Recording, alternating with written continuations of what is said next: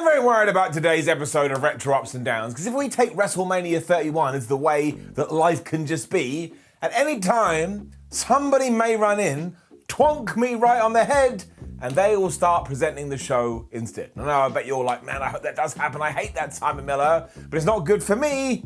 I don't want a bump on my skull. The thing is though, the story of Seth Rollins cashing in his Money in the Bank briefcase and winning the WWE title at WrestleMania 31 is so crazy, you wouldn't believe it, even though I'm about to tell you how it went down.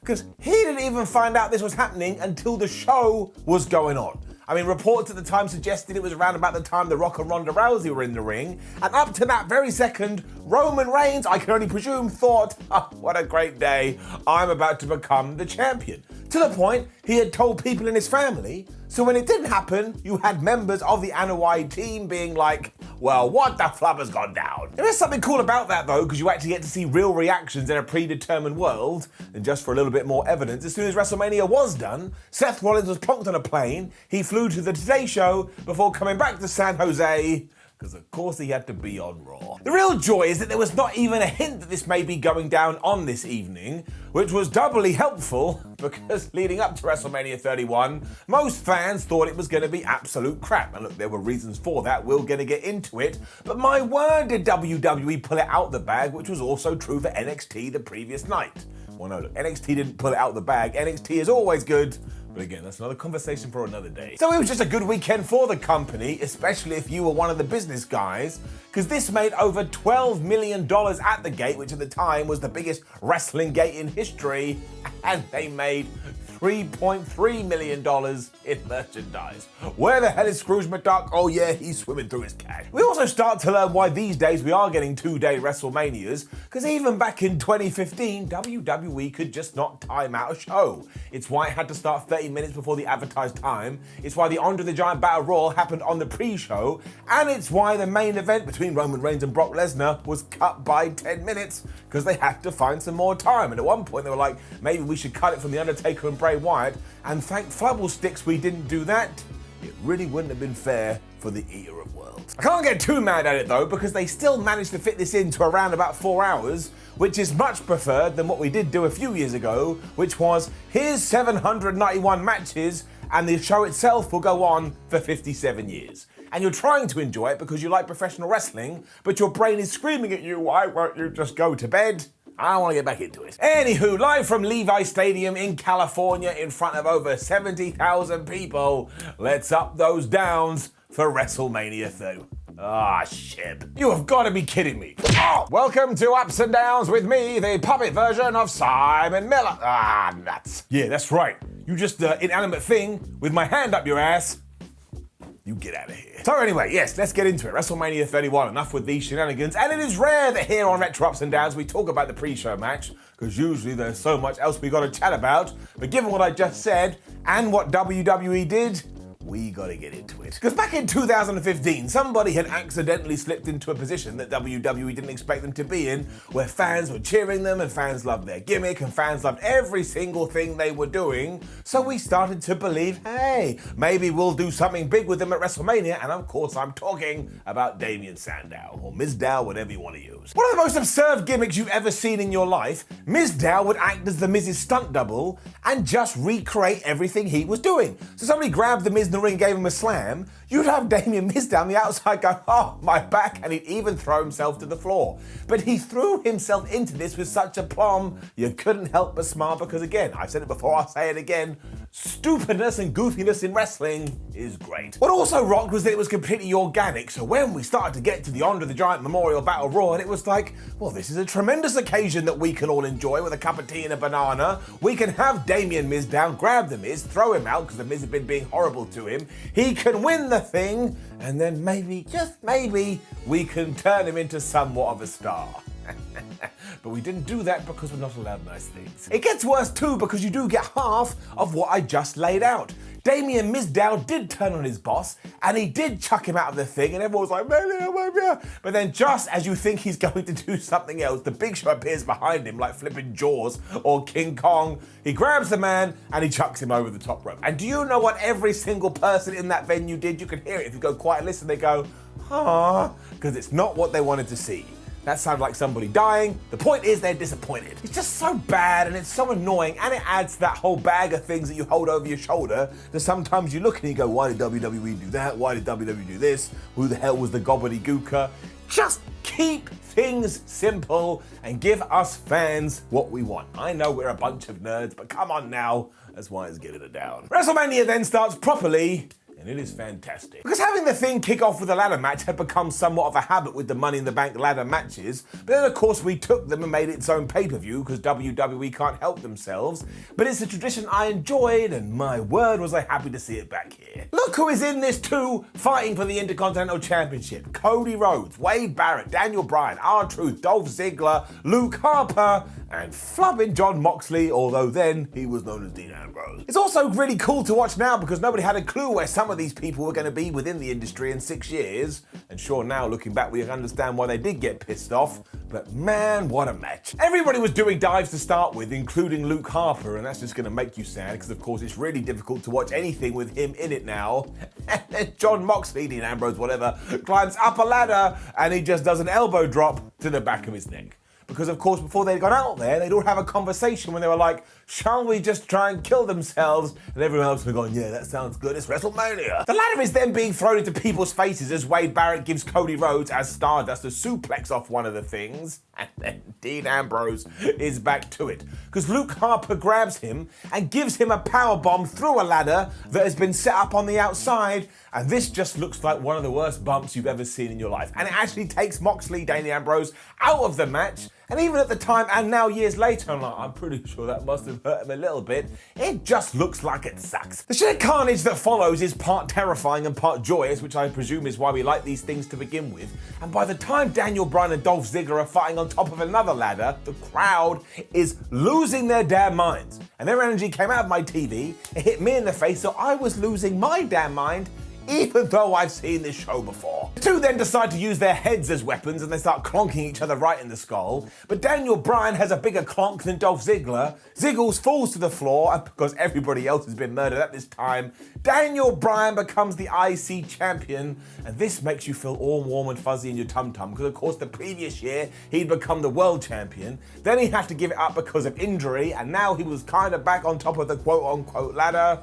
I mean, at this point, we didn't know what was around the corner. But again, it's all good now because he's in AEW, so it is just an emotional roller coaster ride. Let's get it up. The smart booking then continued, especially for those watching in real time, because it was Seth Rollins versus Randy Orton. And once more, as we've already touched upon, nobody was going, oh, I believe Seth Rollins will cash in this evening. And there's already one guy in the comments that's pretending that they did, but they did not.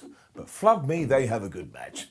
It's also when Seth was the ultimate asshole, so he was flanked by J&J security, and of course Randy Orton gets them and gives them a couple of DDTs. But then being inspired by what he'd just seen, Seth Rollins is doing all these crazy topes and all these crazy dives. It's just good old solid Randy Orton against, oh my gosh, high-flying Seth Rollins, and it's everything you could want from a WrestleMania match. He also is thrown through a table and is able to kick out of an RKO, and now watching it is kind of fascinating because you're like, oh my gosh, they did have big plans for Seth. You don't just do this. Nobody cares about any of that though, because when it comes to this fight, you only care about one thing, and that comes in the form of the finish. And if you can believe it, Randy Orton had heard Seth Rollins' idea and said, no, I don't want to do that, it sounds too risky, until he changed his mind just before they were going to go out there. Thank goodness he did. Because as Rollins went to curb stomp Randy, Orton uses the power of his neck and his trapezius muscles to fling Seth Rollins up in the air, and as he floats back down to earth like a feather in Mario, he grabbed his head and he gave him an RKO. And in case you're interested, it's my favorite one ever. It could not have gone better. You also get a proper reaction from Randy Orton, whose frame rate kind of breaks here. He's so excited, like doing motions like this. You're like, what the hell is going on with that guy? Before he remembers he has to pin Rollins. And also, with hindsight, why was this better? Because it made you go, well, I guess Seth Rollins not going to catch it anytime soon because his ass just lost. This is pretty damn terrific. You know the deal with WWE though. As soon as they give you one thing, they have to take it away, which is why next up it is Sting taking on Triple H. And much like the Andre the Giant Memorial Battle Royal, I kind of feel like Vince McMahon just found a Reddit thread from somebody who had never actually watched wrestling, went, ha ha ha, pal, that sounds good, why don't we do it for this match? And this is ridiculous from the off too, because Triple H comes out for his big WrestleMania entrance dressed like the Terminator, but the costume looks like I designed it when I was half asleep. And who the hell would ever commission me to do anything? And then when you get into the meat and bones, I mean, even now, years later, it is just so weird. Now, that doesn't mean that it's not fun. These are two very different things, and I bet if you were there live, you were having the time of your life. But for some reason, even though we were almost 20 years removed, somebody backstage had gone, da-da-da-da, I know how we should book this. It should be WCW versus WWE. To get that across, they went with the New World Order, which was equally as nuts, because it was like, no, wait, don't do that. Sting essentially spent his entire WCW career trying to fight the New World Order until he got bored of having his ass whipped, went, you know what, I'm gonna be in the Wolfpack for a while, but still. But yeah, after some back and forth with the commentators just going out of their way to bury Sting, that'll make you want to rip your eyes out, he applies the Scorpion Deathlock to Triple H, and then all of a sudden, D-Generation X's music hits. Now, of course, this is gonna get a reaction because D-Generation X are one of the biggest wrestling groups ever, and when you see the Road Dogg, Jesse James, a badass Billy Gunn, and X-Pac, you are going to cheer. Sting makes the cardinal error here of just letting go of his move because he heard some noise, and then as soon as Triple H just got a sledgehammer, it happens again, but now it's the NWO. And once again, I totally understand why fans are going, oh my gosh, it's Hulk Hogan, Kevin Nash, and Scott Hall. I would have been doing the same thing. That crazy Razor Ramon, he takes a back body drop onto the floor, which he did not need to do, but in all of this fracas, Triple H gets the sledgehammer, he slams it right into Sting's face, he goes down, and Triple H just wins. As the commentators essentially say, oh, WWE's finally the victor. It's like, what do you mean finally the victor? You bought their company in 2001. You have won this thing a hell of a long time ago. People are growing up. Some people were born when you beat WCW and now they're adults with jobs. Would you just let it go? There's also more nonsense because before all of that, Shawn Michaels just runs out and he super kicks Sting right in front of the referee. The ref's like, I don't care. What you paid me for, not this. And my word, parents all over the country, all over the world were like, oh, the crotch chops. Please don't encourage my kid to do crotch chops because everyone's going like this. And you can't do that in public. We forget about this now. If you walk around and go, ha-ching, there's my groin, somebody is going to get upset. It also sucks, this was essentially Sting's first match in WWE, and then he just lost. And just to confuse you even more, afterwards Triple H goes, hey, sorry I tried to kill you, but will you shake my hand? And Sting goes, yeah, don't worry about it. I don't really care about being murdered. And they all make up and they celebrate.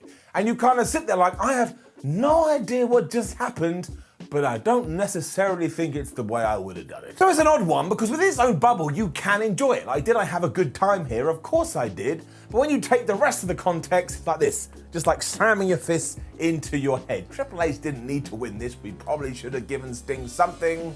So after pondering it, I'm giving it down. To make it feel like you had tripped over and accidentally eaten a bunch of drugs too, we then cut to the backstage area and we see Daniel Bryan with the IC Championship, where just a who's of former title holders turn up. Because Pat Patterson, Bret Hart, Ric Flair, Ricky Steamboat, Roddy Piper are all telling Daniel Bryan how great he is and how wonderful this championship run will be, when obviously Ron Simmons walks in and just goes, damn.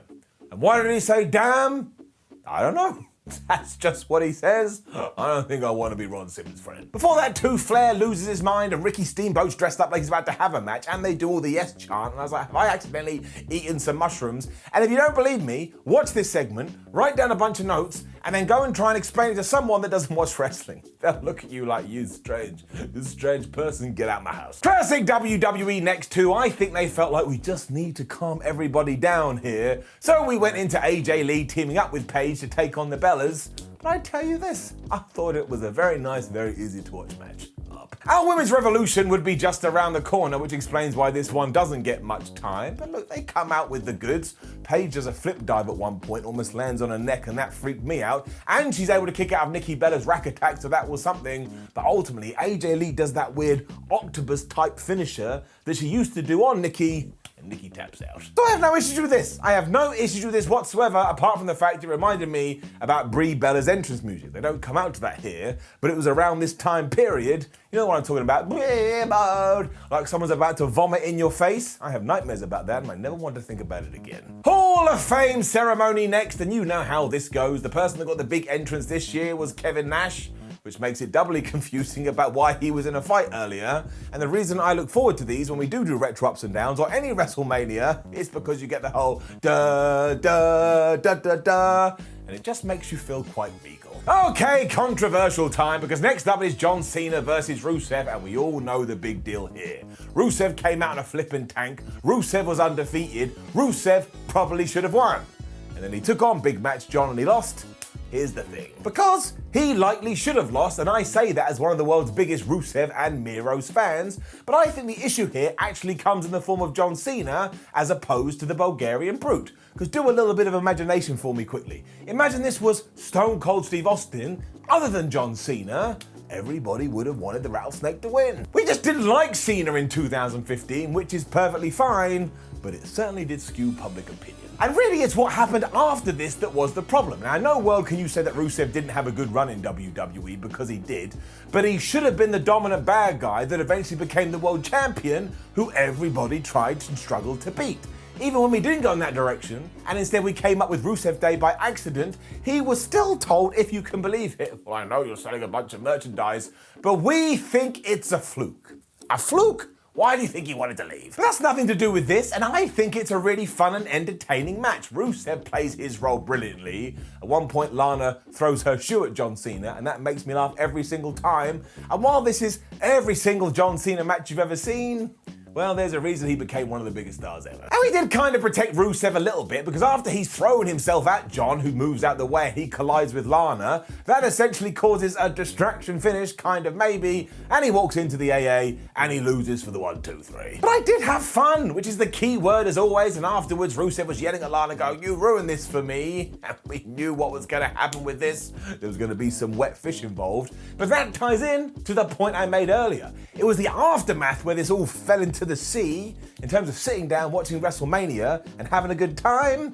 I'm going to get so much crap for this, I'm giving it up. And I would guess that what follows this is the second highlight of WrestleMania 31, obviously the main highlight being the main event, but Triple H and Stephanie McMahon are back out here, which is another kick in the balls to Sting, because Triple H is just all like fresh-laced and fairy-footed, like it's barely like I've been in a match. The main reason of this segment, though, is not only to introduce Ronda Rousey to the WWE universe, and it makes you dirty just saying it, but it's also to ensure the Great One makes his appearance on the grandest stage of them all. And speaking of The Rock, my word, does he take a long time to get to the ring. I bet the Undertaker was backstage rolling his eyes like, man, this guy, he's really lapping it up. But nothing would be as crazy as what he did a year later where he set his name on fire. But you can't complain about this. Go and look at every single person in the crowd. They are losing their damn minds, and they are so flippin' happy. But it does take him around about 45 years, and of course he starts running down Triple H and Stephanie, with the hint being that he was going to take Kurt Angle's place in that eventual WrestleMania match.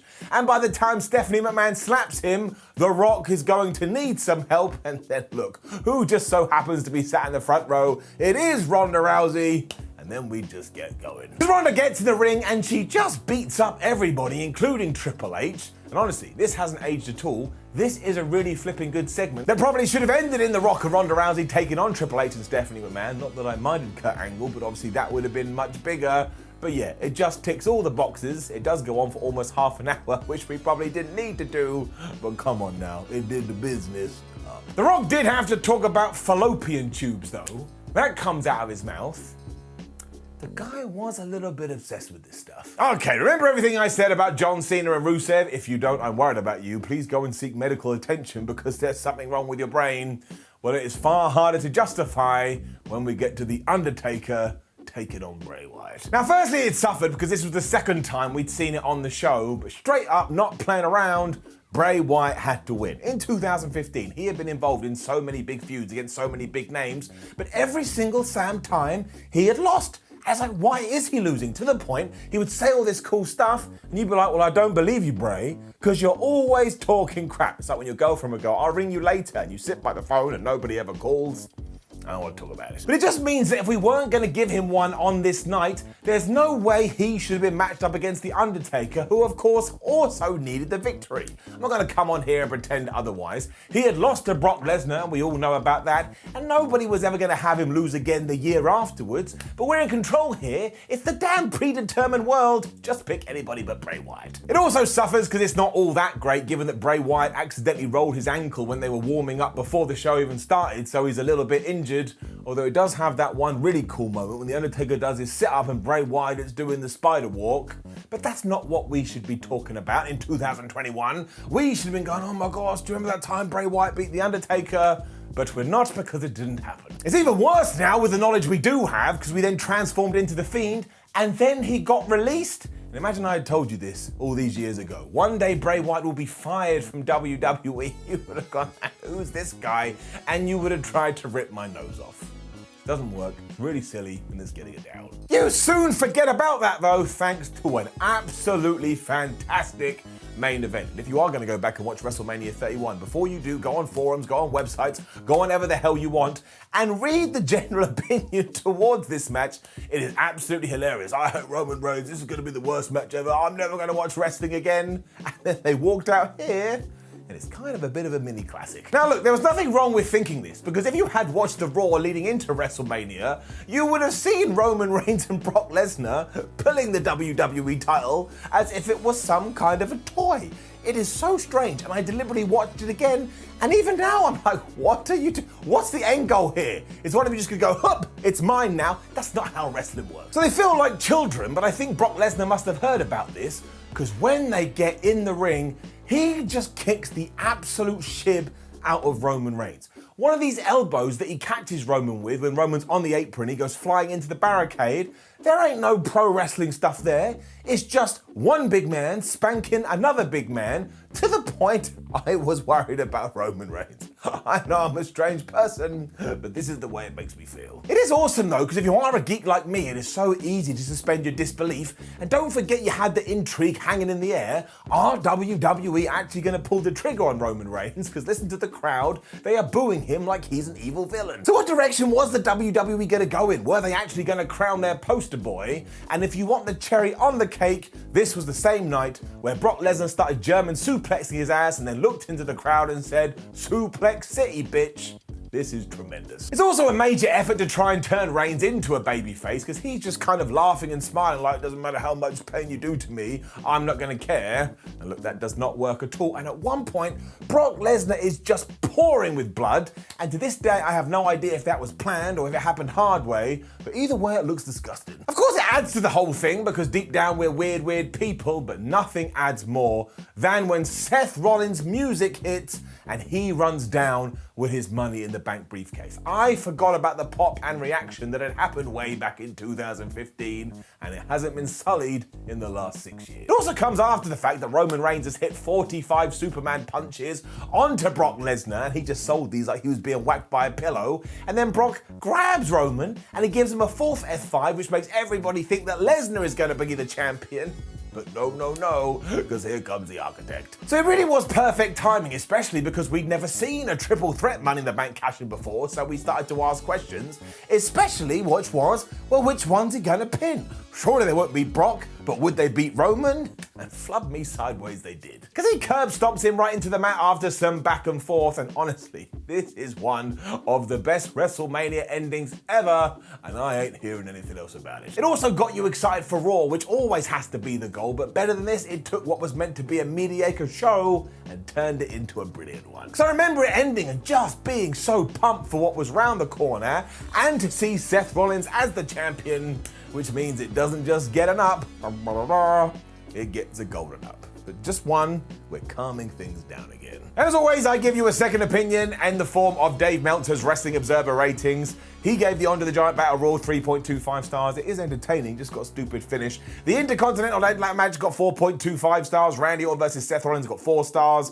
Triple H versus Sting got 2.5 stars. The women's match got 2.5 stars. John Cena versus Rusev got 3.5 stars. The Undertaker versus Bray Wyatt got 2.75 stars. And the highlight of the night was the main event with 4.5 of his Wrestling Observer stars. So of course, overall it gets an up. It really is one of the best WrestleManias in recent memory, even with that Sting Triple H madness. Now, please do leave a comment below and let us know what other shows you'd like us to see us do on Retro Ups and Downs. You can pick anything. I go through them every single week. Like the video, share the video, and subscribe. Head over to WhatCulture.com where you can catch up with everything to do with wrestling. Make sure you come say hello on social media, but wave properly. That was like a robot one. And of course, watch older retro episodes of Ups and Downs so you never have to miss wrestling ever. My name is Simon from WhatCulture. Thank you for joining me on this Sunday as always, and I will see you in the week.